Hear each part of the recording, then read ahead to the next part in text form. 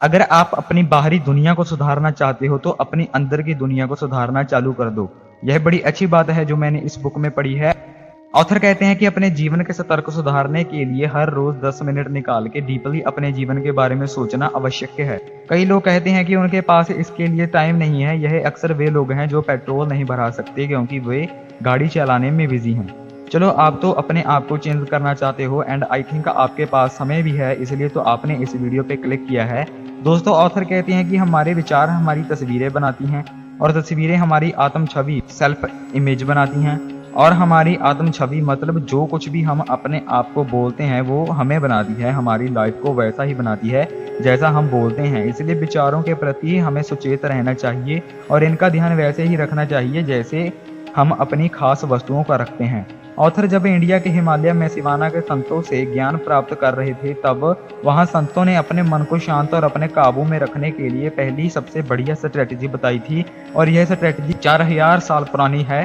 And author कहते हैं, रुको गाइस, मैं तुम्हें यह बात क्लियर कर दूं कि the monk who sold his Ferrari robin Sharma नाम के एक ऑथर के द्वारा लिखी गई एक पुस्तक है जिसमें वो अपने एक सबसे अच्छे दोस्त एंड एक मशहूर वकील की कहानी के बारे में बताते हैं कि कैसे उसने अपना सब कुछ छोड़ दिया और इंडिया जाके ज्ञान की प्राप्ति की।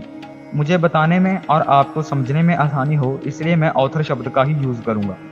हाँ, तो ऑथर कहते हैं कि यह स्ट्रेटजी सिवाना के संतों ने मुझे पूरे विश्वास के साथ बताई थी। इसे वह हार्ट ऑफ द रोजेस कहते थे।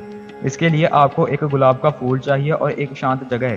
प्राकृतिक वातावरण हो तो ज्यादा सही रहेगा, लेकिन शांत कमरे से भी काम चलाया जा सकता है।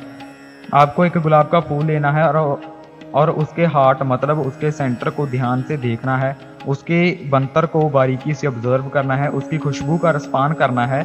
इस टेक्निक से तुम अपने मन को शांत कर लोगे और इससे तुम्हारी फोकस पावर भी बहुत बढ़ेगी। स्टार्टिंग में तुम्हें इसमें 5 मिनट बिताने भी बहुत मुश्किल लगेंगे, लेकिन कुछ समय बाद तुम इस पे बिना डिस्ट्रैक्ट हुए 20 मिनट बिताने लगोगे और तुम जल्द ही यह पाओगे कि अब तुम पहले से ज्यादा शांत और प्रेजेंट में रहने लगे हो। एंड जिस चीज पे तुम फोकस लगाना चाहते हो तुम्हारा माइंड तुम्हारी बात मान के उसी चीज पे नियंत्रण फोकस रखता भी है। दो चीजें हैं यार, या तो आप अपने माइंड को कंट्रोल करोगे या आपका माइंड आपको कंट्रोल करेगा।